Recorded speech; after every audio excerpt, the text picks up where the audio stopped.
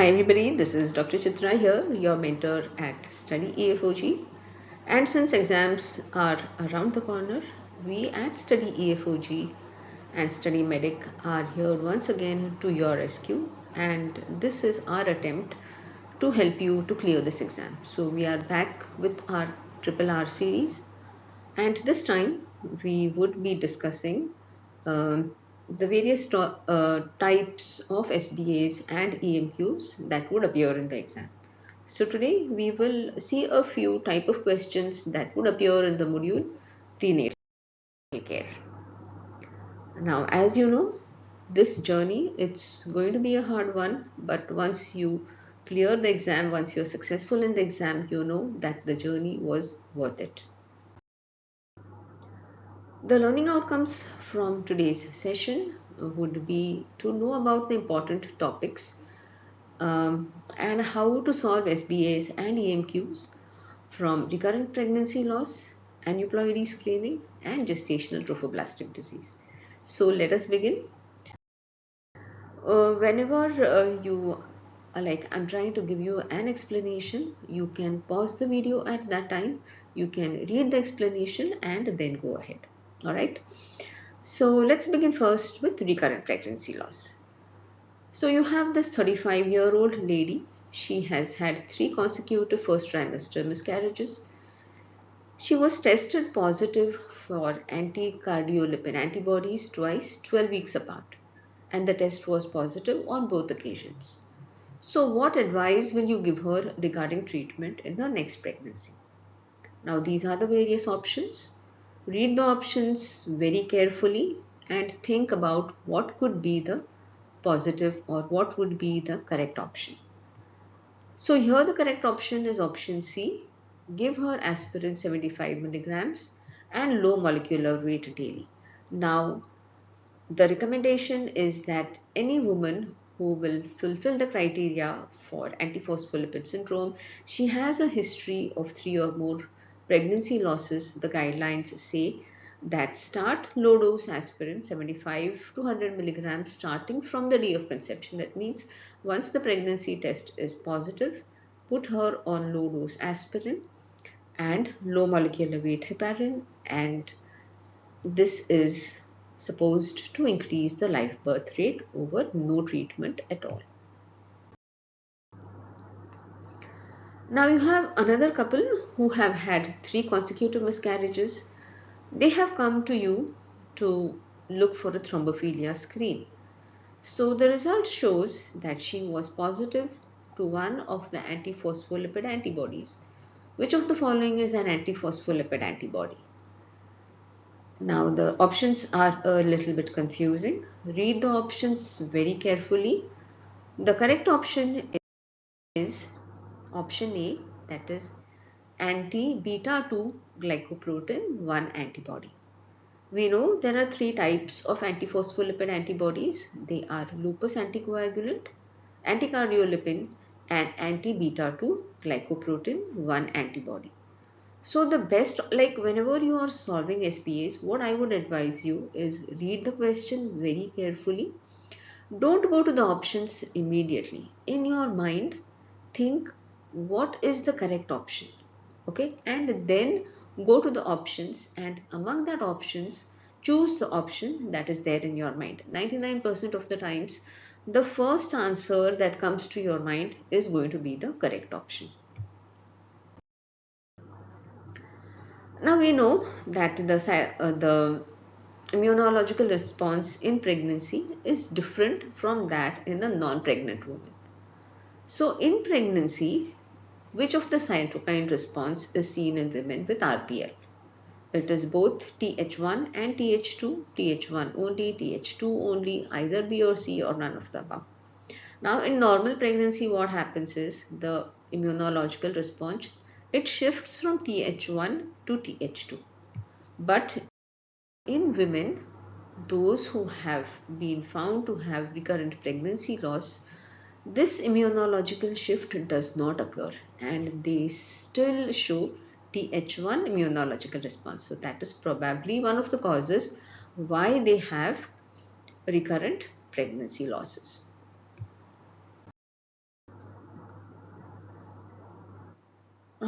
We have a woman with history of 3 recurrent miscarriages. On investigation, she has been found to have anticardiolipin antibodies positive in her initial visit, which were high. So what is the advice that the woman should be given about her results? Now remember, they are not asking you about the treatment. They are asking you what advice to give about the results. So what will you do? Will you repeat the test in 6 weeks or after 12 weeks? The other options are only about the treatment. So obviously those are not the correct answer. So when do you repeat the results? You repeat them again after 12 weeks. Remember, you have to repeat uh, uh, the test for antiphospholipid syndrome after 12 weeks and not immediately. So one result which is positive does not indicate that the woman has Apla's syndrome. It has to be repeated again after 12 weeks. If it is positive on both the times, then you can diagnose the woman as having Apla's syndrome. Now you have this 34-year-old woman with one pregnancy loss, and she has come to the preconception clinic with her partner. She is very distressed with this pregnancy loss, and she wants to know which of the factors are known to be associated with recurrent pregnancy loss. So maternal age, stress, exposure to heavy metals or pesticides, chronic endometritis or endometrial decidualization. You have to know which of the factors are associated. So remember that as the maternal age increases, the risk of pregnancy loss increases, and it is lowest at when the woman is between 20 to 35 years of age. And the risk increases rapidly once the woman's age becomes more than 40. There is no evidence that stress is directly related to recurrent pregnancy loss. And about heavy metals or pesticides, there is insufficient data. For chronic endometritis, more evidence is needed. Okay. The next question would be something like this. You have a couple with recurrent pregnancy loss. They have come for investigations. So which of the following factors will you offer screening for?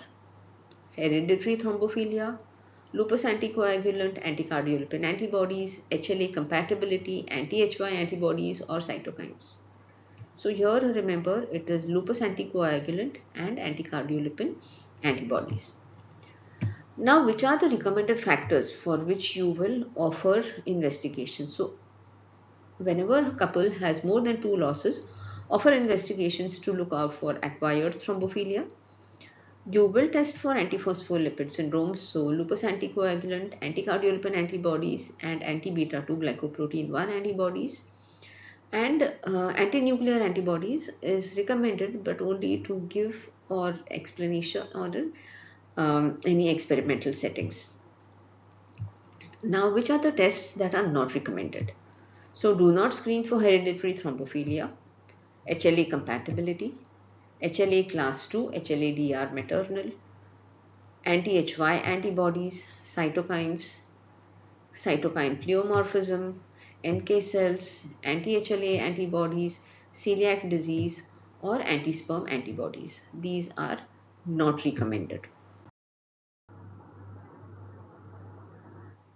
Now you have a couple with recurrent pregnancy loss. So which are the endocrine factors that are screened for in women who are asymptomatic for any condition? As an explanation, you want to tell her, okay, you have this endocrine condition, so that is why maybe you are having recurrent pregnancy loss. So will you screen for hyperthyroidism, hypothyroidism, hyperprolactinemia, polycystic ovarian syndrome, or luteal phase insufficiency? Remember, the only endocrine function that could be offered as a screening factor for recurrent pregnancy loss is hypothyroidism. Remember, hyperthyroidism, there is no direct association between hyperthyroidism and RPL, so it is not screened for. Hypothyroidism, it could be one of the causes for recurrent pregnancy loss. So for all women, even if they are asymptomatic, do TSH and TPO antibodies. If they are abnormal, do a T4 level and offer treatment if T4 is also abnormal. Because we know that subclinical hypothyroidism is associated with recurrent pregnancy loss.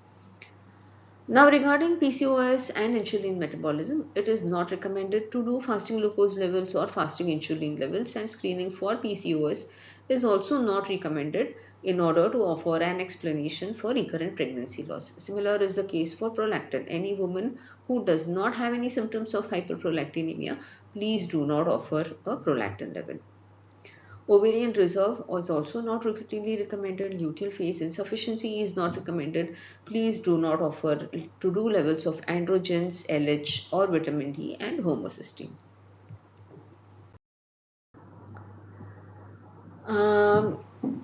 You have a couple with recurrent pregnancy loss in the first trimester. They are very anxious to get all investigations to know what is the cause of RPL. So now this woman and also her partner, all blood investigations have been done, all are normal.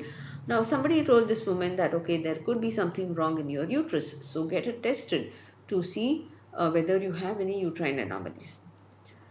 So regarding congenital uterine anomalies, which of the modalities would you offer her to know whether she has a congenital uterine anomaly? Would you offer transvaginal 3D ultrasound, a sono-hysterosalpingogram, MRI or a CT? So the correct option is to know congenital uterine anomalies. The best modality that is available is transvaginal 3D ultrasound. So that is the preferred modality because it can distinguish between a septate uterus and a corporeal uterus. Regarding a sonohysterography, it is more accurate than a hysterosalpingogram. And sonohysterography, it can be used whenever you do not have a TVS or a tubal patency has to be seen. Okay, and you can also offer a transvaginal or transabdominal ultrasound to look for renal malformations, because we know that whenever there are any anomalies in the uterus, also it could be associated with renal abnormalities. So MRI is not the first option, though yes, of course it would be able to diagnose very accurately. Now about uterine acquired malformations. So for that also transvaginal 3D ultrasound is the preferred modality.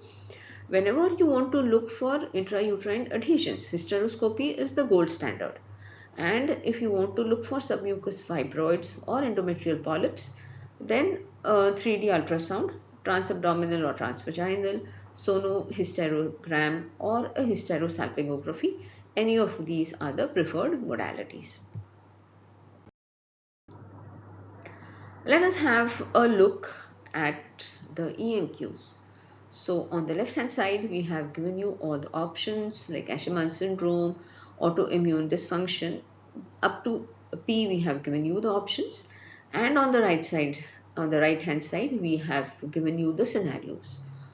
So for each of the following case scenarios, choose from the option list the single most likely cause for the recurrent miscarriage. Each option you may select once, or you may select more than once, or you may not select at all. So stop the video here, pause it for 2 minutes, read both the scenarios, and in the next slide we will discuss what are the answers. Okay. So the first option is you have this 38-year-old P1 with 3 pregnancy losses. She presents after her third miscarriage for investigations. Miscarriages were 10, 9 and 8 weeks respectively. Her periods are regular but very heavy. Hormone profile is as follows. Obviously the hormone profile is normal. Ultrasound of the pelvic organs revealed a normal left ovary and a right ovary with suspicious of PCOS. Uterus was described as enlarged and contains a 4/6 submucous fibroid located in the upper part of the uterus. So obviously here the likely cause for her recurrent pregnancy loss is uterine fibroids. It is a submucous fibroid. We know uterine fibroids are very common and in most patients they do not cause any problems. However, when they are submucous, they may cause a miscarriage, especially when the pregnancy implants over them. So a submucous fibroid could be a cause for recurrent pregnancy loss, especially when all other investigations are normal. Now in the second scenario, you have this 32-year-old presented to the recurrent miscarriage clinic after her third miscarriage. All miscarriages around 8 to 10 weeks. She had an ultrasound scan at 6 weeks which showed viable intrauterine pregnancy. However, on each occasion she bled. A further ultrasound at 8 weeks revealed an absent fetal heart. Thrombophilia screen has been negative so far. Hormone profile is abnormal, but the rest of the investigations are awaited. So obviously, whenever everything else is normal and you are having first trimester recurrent pregnancy losses, always do an antiphospholipid syndrome test. Okay. Miscarriages occurring after the 8th week of gestation and after fetal viability has been confirmed on ultrasound will usually, or whenever, even if the thrombophilia screen is negative, they can be having antiphospholipid syndrome. Okay, so this could be one of the causes for her recurrent pregnancy loss. Now, you have further scenarios here. Here we have given you what could be the treatment modalities offered for women, those who have recurrent pregnancy loss. On the right hand side, we have given you the scenario. So you have to choose what would be the correct management option for this lady. Now you have this 32-year-old woman with history of recurrent miscarriages. Her anticardiolipin antibodies in her initial visit were high. What will be your advice to her? So whenever anticardiolipin is high at one time, what would be the advice given to her? You will offer her repeat testing after 12 weeks. Remember, the testing is not to be done immediately, and one report that anticardiolipin antibodies are high does not immediately classify or do not label her immediately as APLA positive. Repeat it after 12 weeks.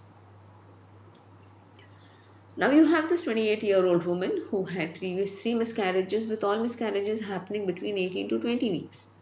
So what is the most appropriate management option for her? This is second trimester pregnancy loss. So for here, it could be because of an incompetent cervix. So you will offer her cervical length measurements between 14 to 16 weeks, and cervical cerclage can be offered to her if the cervical length is less than or equal to 25 millimeters.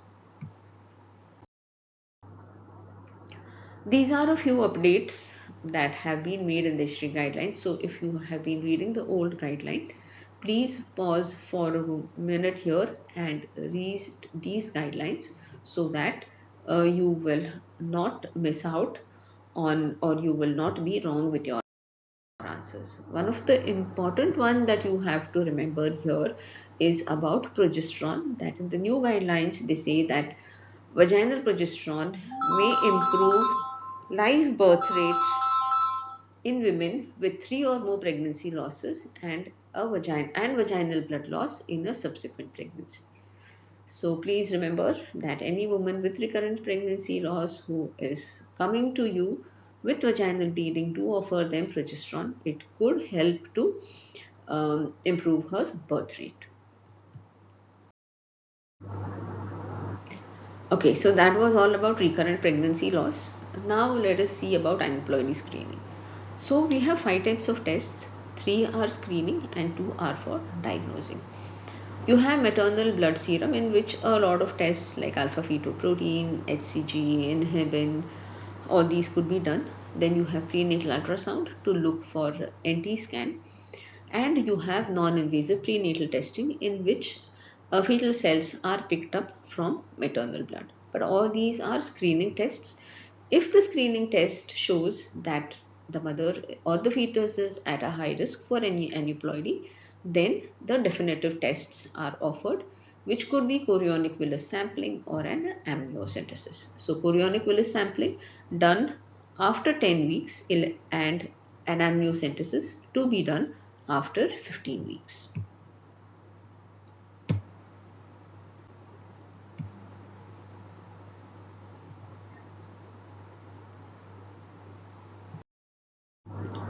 So this is about NIPT, because what is the basis of NIPT is that cell-free DNA in maternal plasma. It is a mixture of DNA fragments arising from the dial cells in the mother and placenta. So the proportion of fetal to total cell-free DNA referred to as the fetal fraction is usually about 10%. Now whenever you want to test the fetal cells in the maternal circulation, they should be at a minimum of 4%. Only then you would be able to pick up the cells in the maternal plasma. The typical SBAs that would be is you are mostly asked about Down screening. So what is the effect of Down syndrome on the quadruple test? Now in the quadruple test, remember the 4 hormones that are measured are alpha fetoprotein, human chorionic gonadotrophin, not beta HCG, it is only human chorionic gonadotrophin, unconjugated estradiol and increased inhibin. So remember, whenever there is Downs, there is too high and too low. So the high are the ones that contain H. Now among this, you have H in human chorionic gonadotrophin and you have H in inhibin. So whenever there is increased human gonadotrophin and increased inhibin, that is the correct option here. So option C here, which shows increased human chorionic gonadotrophin, increased inhibin, decreased levels of alpha fetoprotein and decreased unconjugated estriol. So this is very suggestive that the fetus could be having Down syndrome. Now you have a 25-year-old woman with a high risk for Down syndrome and she has been advised to undergo invasive testing. She is 10 weeks pregnant. She was offered a chorionic villus sampling. Now while explaining the procedure to her, what will you tell her about the additional risk of miscarriage associated with this procedure? Think about the answer or which could be the correct option and choose wisely. So the correct option is below 0.5%. Recent guidelines say that additional risk of miscarriage following amniocentesis or CVS, both of them, whenever it is done by an appropriately trained operator, the additional risk of miscarriage is below 0.5%. You have a 36-year-old preemie who has undergone aneuploidy screening. She is carrying a fetus that is high risk for Down syndrome. Now she wants to undergo a confirmative test like amniocentesis. According to guidelines, what is the period of gestation after which amniocentesis can be performed? Remember, for amniocentesis, you need to have an adequate amount of liquor which you want to drain. So, when will you do it? You will do it after 15 weeks. If you try to do it before 15 weeks, you might not be able to get adequate amount of liquor that is needed for the test. Okay. You have that 37-year-old Gravida 2, Para 0. She is very anxious to know about the fetus that she is carrying. Her previous baby has Down syndrome and she wants to know in this pregnancy at the earliest possible time if this fetus also has the same condition. So what is the earliest time in which period at which you can offer her CVS? She has just come to you with a positive pregnancy test. Remember, for CVS also you need to have adequate number of the villus sample, and also you will not be doing it at a very early age, otherwise it can give rise to anomalies in the fetus. So 10 weeks is the appropriate time. Before that, if you do a chorionic villus sampling, you can have some complications in the pregnancy.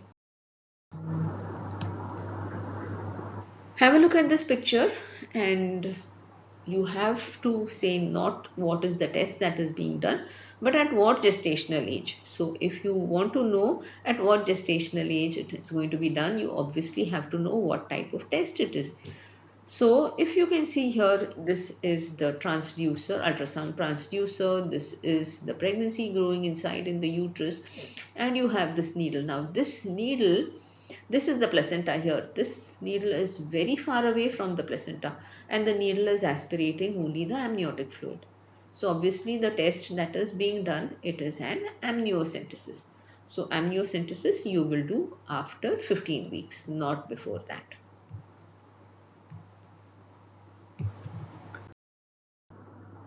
Have a look at this picture.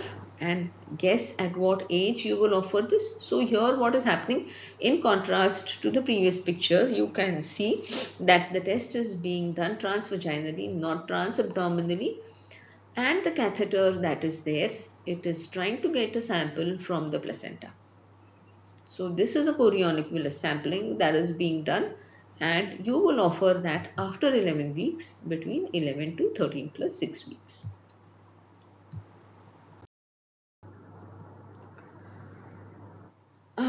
You have a preemie who is 24 years old. She came in for an NT scan. The NT scan found that it is thickened.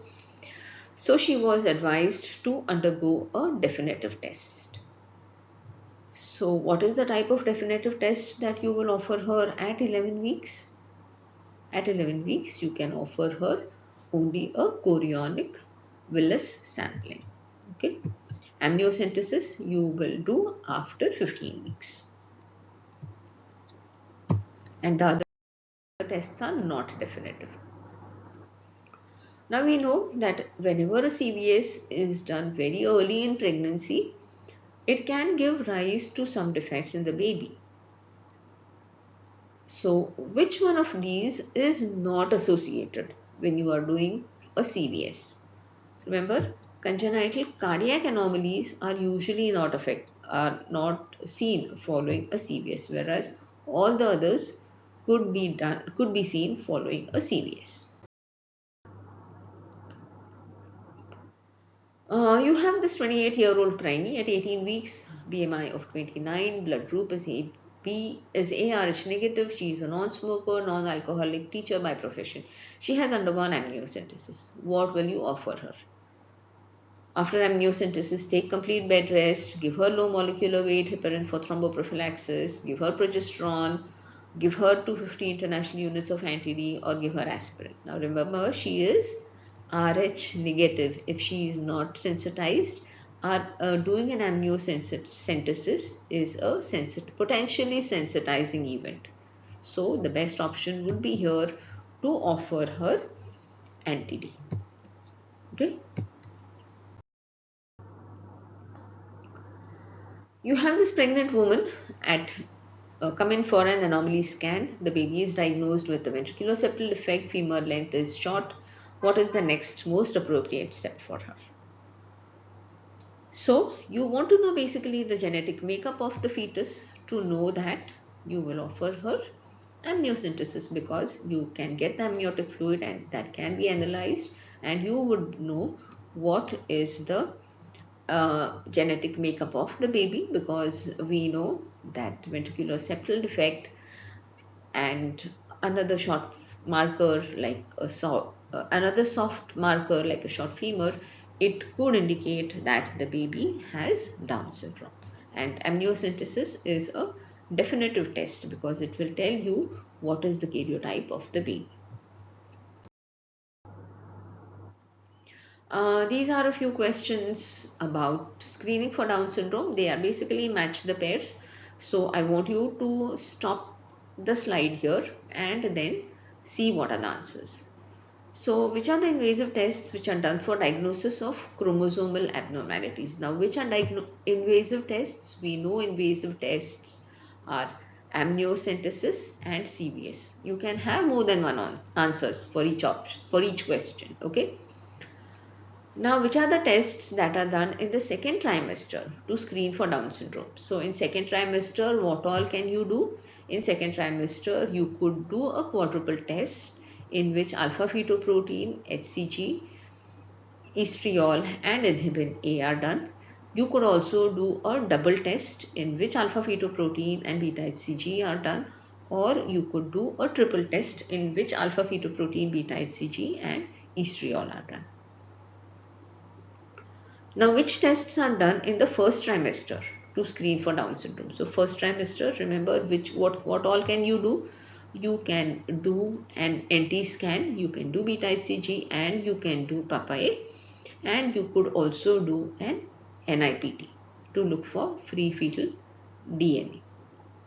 Remember, we are talking of a screening test and not a diagnostic test. CVS would be a diagnostic test. So that is not the correct answer here. Now what happens to HCG and inhibin in Down syndrome? We saw that whenever 2H, they are increased. So both are raised or both are increased.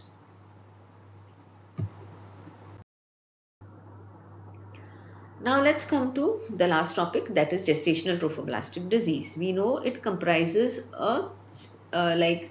it is a spectrum starting from complete and partial mole, invasive mole, choriocarcinoma, and placental site trophoblastic tumor. Now, when do you call it as gestational trophoblastic neoplasia? So, whenever there is evidence of persisting of gestational trophoblastic disease, like seen there is persistent elevation of beta HCG, it is called as gestational trophoblastic neoplasia. The incidence of gestational trophoblastic disease in Europe is 1 in 1000 live births. Remember, gestational trophoblastic neoplasia, it may develop after a molar pregnancy, non-molar pregnancy. It can develop even after a live birth.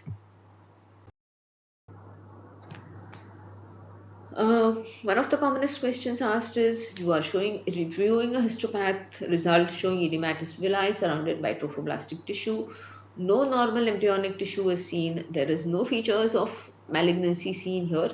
Now, whenever this woman, she has undergone a suction evacuation of the uterus. At that time, the uterus was bulky, soft, and it was big for 8-week size gestation. What is the likely diagnosis here? So, there is only highlighted form degeneration of the villi seen and no normal fetal tissue. So it is likely to be a complete hydatidform mole or a complete molar pregnancy, because if it is a partial mole, some fetal parts would have been seen. So this is how the ultrasound picture would look like. If you see here, it is a complete snowstorm appearance seen in a complete mole, and this is a partial mole because here there are some fetal tissues that are seen. Okay, now coming about the follow-up. So you have this 40-year-old woman. She underwent surgical evacuation of a uterus for a missed miscarriage at 8 weeks. Not at 8 weeks. She has undergone surgical evacuation for missed miscarriage 8 weeks ago. The histology showed evidence of a molar pregnancy. So she had a blood sample taken 2 days ago for evaluation of beta HCG, which turned out to be 500. Now she presents to you for further follow-up. What is the duration of follow-up that you will advise her? Remember, her beta HCG has not come back to normal within 56 days of evacuation of pregnancy. So the follow-up that would be advised for her is she will undergo follow-up for a period of 6 months from normalization of HCG values.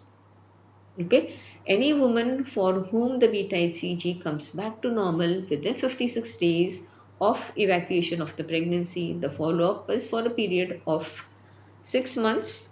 For the others, it is follow-up for 6 months following normalization of the beta HCG values. Now, regards to complete molar pregnancy, which of the following is incorrect? Read the options very carefully. So, the correct option is in women who are Rhd negative and have undergone surgical evacuation for a complete molar pregnancy, anti-D immunoglobulin is recombinant. Why this is not correct is because in a complete molar pregnancy, there are no fetal RBCs. So if there are no fetal RBCs, a mother who is Rh negative, she is not going to be sensitized. So theoretically, there is no need to give anti-D for a woman who is Rh negative and she has undergone surgical evacuation for a complete molar pregnancy. But what happens in practice is that for the report to come back, it takes a longer time. So you have lost the golden period, that is 72 hours from evacuation of the pregnancy. If you are able to get the histopath report of a complete molar pregnancy within 72 hours, then there is no need to give anti-D, but practically that is not possible. So for every molar pregnancy, in any woman who is Rh negative, we offer her anti-D injections. So these are the differences between a complete mole and a partial mole. A complete mole is diploid, partial mole is triploid. In a complete mole, all the genetic material is androgenic. There is no fetal tissue. And how do you get formation of a complete mole? So you have an empty ovum or an empty egg, which is fertilized either by two haploid sperm, or it is fertilized by one sperm, and then that sperm undergoes division. So complete mole is always diploid, whereas a partial mole, a normal ovum, it is fertilized by two sperms. So that is why it is triploid. And in the partial mole, there is some evidence of fetal tissue, or there could be fetal RBCs. And 10% of these are tetraploid, or they could be mosaics. Now you have this 35-year-old woman who has undergone suction evacuation for a complete mole. Beta HCG did not come down to normal. She presented with cough. She was investigated and she was found to have metastatic disease. Her FIGO score was 5. So what is the chemotherapy that you will offer her? Now here basically you have to know the FIGO scoring, and depending on the FIGO scoring, whether you will offer her single drug chemotherapy or you would offer her multi-drug. So since she has a score of 5, you will offer her single drug chemotherapy, and the drug that is most commonly used is methotrexate. Methotrexate with folinic acid rescue, that is the one that is offered for any woman who has a score of less than 6. Now how do you know what is the FIGO score here? So this is the chart that is there. Pause the video here, have a look at this chart, and it is very necessary for you to know the chart, because then otherwise you would not be able to answer these type of questions. Okay, and remember that when anyone with a score of less than 6, you will offer single drug. Anyone with a score of more than 6, you will offer multi-drug chemotherapy. So these are the agents. Less than or equal to 6, you will give methotrexate with folinic acid for 1 week, followed by 6 days rest. Whenever the score is more than or equal to 7, you will give multi-agent chemotherapy, and the drugs commonly used are methotrexate, dactinomycin, etoposide, cyclophosphamide, and vincristine. Okay.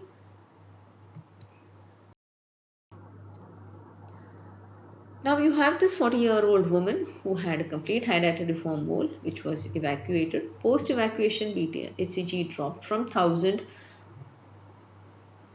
to 50,000. It remained at 1000 for 8 weeks post-evacuation. Clinical examination and investigations showed no evidence of metastasis. TVS showed a 2 cm lesion in the myometrium. So what is the further management in this case? Now basically here you have to calculate what is her score. Okay, so here you will offer her methotrexate and folinic acid because her score is less than 6. So please go back to the previous chart and have a look at the chart again, so that you would be able to calculate what is her FIGO score. Now regarding the treatment or management of GTD, which of the following is incorrect? Please go through the charts, go through the options. So the correct option is women, those who have gestational trophoblastic disease treated with chemotherapy, are advised not to conceive for 1 year following completion of treatment, because if they conceive, there could be a risk of stillbirth, or there could be some congenital anomalies in the baby, because it takes some time for the chemotherapeutic agents to be washed away from her body. Okay. Any woman who has undergone chemotherapy, any woman who has had gestational trophoblastic disease, which of the following is not an indication for chemotherapy post evacuation of the pregnancy? So histological diagnosis of a complete mole, if the raised HCG concentration 6 months post evacuation, even if they are showing a decreasing trend, heavy vaginal bleeding persisting after uterine evacuation, evidence of METs elsewhere in the body, plateau or raised HCG concentration after evacuation. So remember here, a histological diagnosis of a complete mole does not mandate giving chemotherapy. It is only when the woman, she has persisting levels or there is some complication or which makes you think that she could be having gestational trophoblastic neoplasia, only in those cases chemotherapy is given. But histological diagnosis of a complete mole is not an indication to give post evacuation chemotherapy. Okay, so here I want you to identify the type of pregnancy. You can see a normal fetus here and you can see a lesion in the placenta. So here this is a partial mole because you can see a fetus and you can see some hydropic degeneration in the placenta.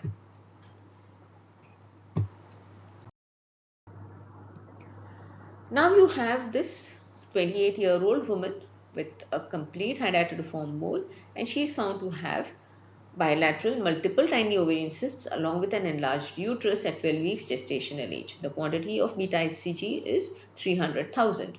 What is the most likely type of these ovarian cysts? We know that anyone who has a molar pregnancy, the type of cysts that are there are theca lutein cysts because this is the response of the ovaries to very high levels of beta HCG. Now you have this 40-year-old Mary. She had an unplanned pregnancy. She presented at around 6 weeks of pregnancy to the A&E with excessive nausea, vomiting, vaginal bleeding, abdominal pain. A scan done showed that she has a molar pregnancy. So she was advised to terminate the pregnancy. She agreed to that. She underwent a surgical termination.